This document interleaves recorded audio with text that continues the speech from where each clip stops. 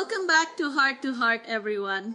Harry, I have to be honest, there's something that weighs on so many of us, myself included, and it's this persistent question. Why does it feel like God is silent sometimes? You pray, you pour your heart out, and it just feels like crickets, like the answer never comes, or it's just delayed indefinitely. It's a real struggle, isn't it? Oh, honey, it absolutely is. And thank you for bringing that up so candidly. That feeling of silence, that waiting season, it's not only real, but it can be incredibly painful. It challenges our faith, our hope, and even our understanding of who God is. But I want to start by reassuring anyone listening, God is not ignoring you. Your prayers are heard, even when the answer isn't immediately visible. That's good to hear because sometimes it feels like spiritual exhaustion sets in.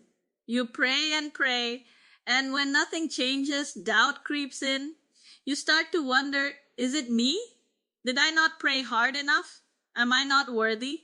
There's this self-blame that can be really isolating. It's truly the hardest season to navigate, isn't it? That period of just waiting. It is, honey.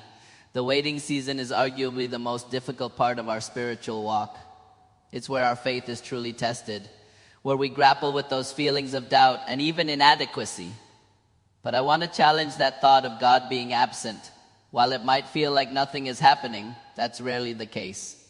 In fact, often, something profound is at work behind the scenes. So if God isn't ignoring us and something is at work, what exactly is happening during that silence? Because for us, on this side, it often just feels like emptiness. That's a powerful question, honey. Let's look at Hebrews 4:16, which is such a cornerstone for understanding this. It says, "Let us therefore come boldly to the throne of grace, that we may obtain mercy and find grace to help in time of need." Notice it says throne of grace, not throne of judgment.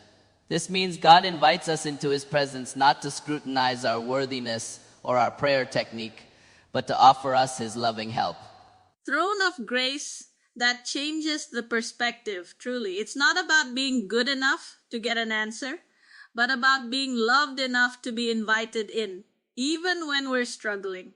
So God gives us access to Him even before He gives us the answer we're asking for. Exactly. Sometimes, honey, God doesn't change our situation immediately. Instead, He uses that moment to invite us closer to Him.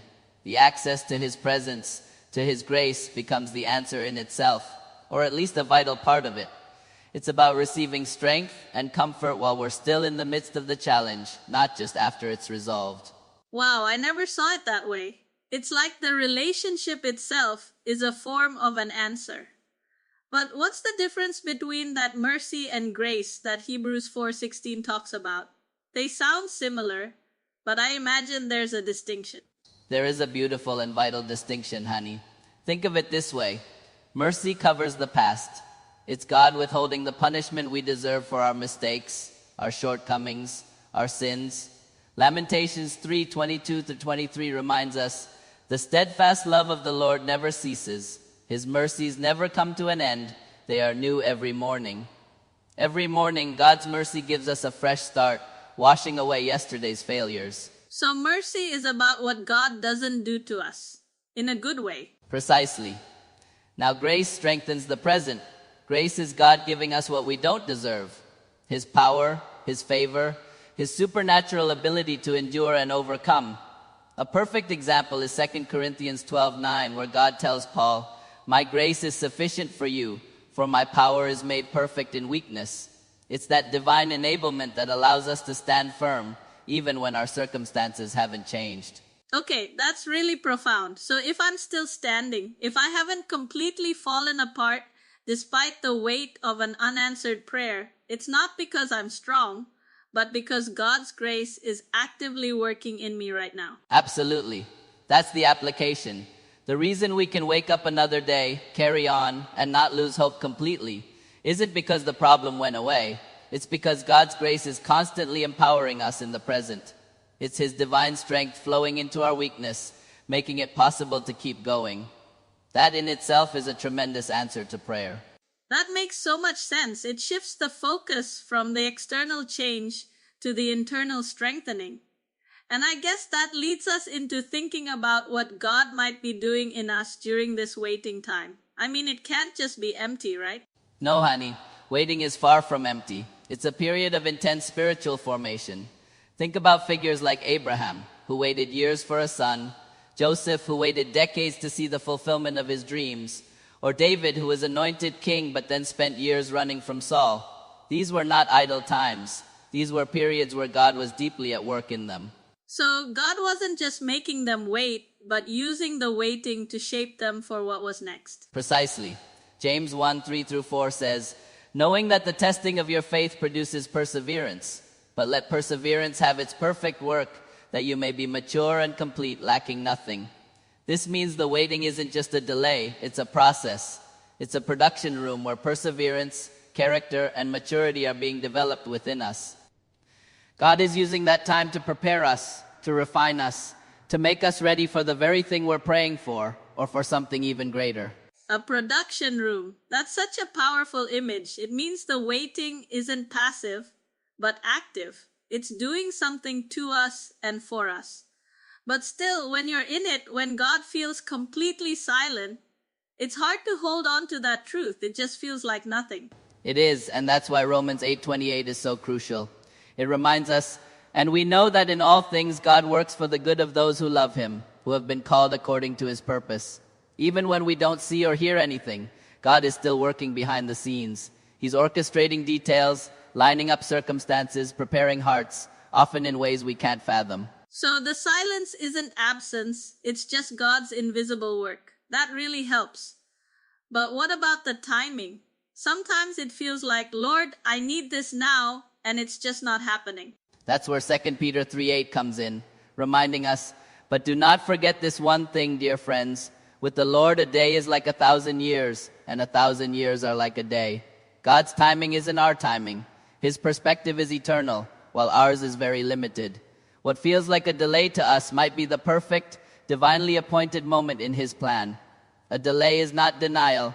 It's simply God working on a different timeline with a much grander design. A different timeline, a grander design. It's so hard to grasp when you're in the thick of it, but it sounds like there's purpose in every minute. You know, when we talk about longing and unanswered prayers, one story that always comes to mind for me is Hannah. Hannah's story from 1 Samuel chapter 1. It's such a poignant and powerful illustration of this very struggle. Her pain was so deep. Barrenness in that culture was not just a physical affliction, but a social and emotional burden.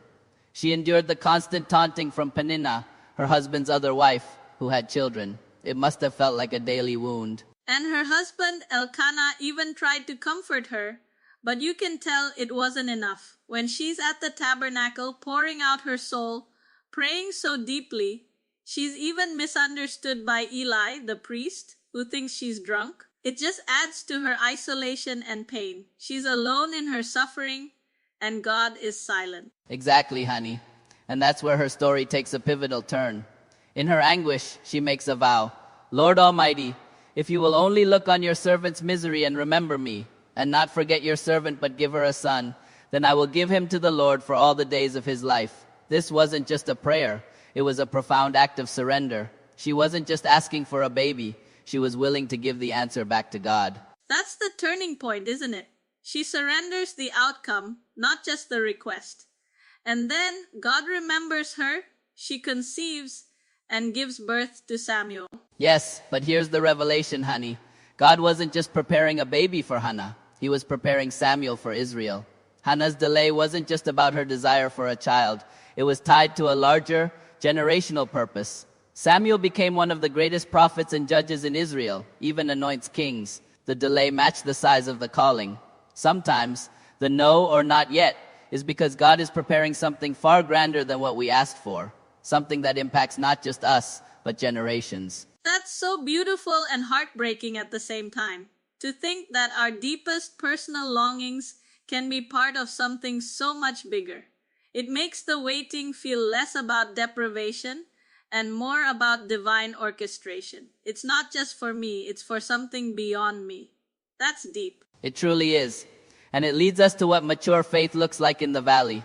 Psalm 23:4 tells us, Even though I walk through the darkest valley, I will fear no evil, for you are with me. Notice, it doesn't say when I get out of the valley or when the valley disappears. It says through the valley.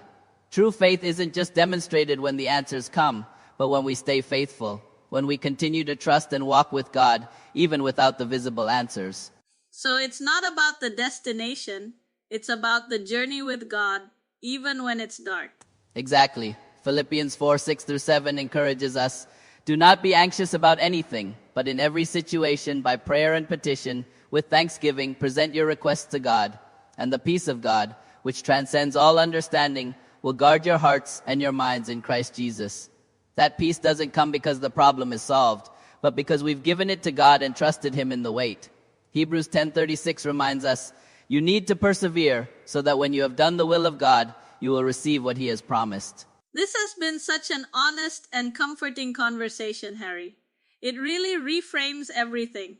It helps us understand that God isn't ignoring our prayers, that waiting isn't punishment, and that grace is powerfully at work even when the answers aren't visible, and that God's timing isn't just a delay, but part of preparing something far greater than we could have imagined, like with Hannah. That's it, honey.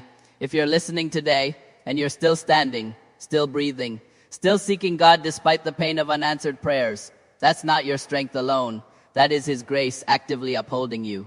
His help truly comes at the right time, exactly as Hebrews 4:16 promises.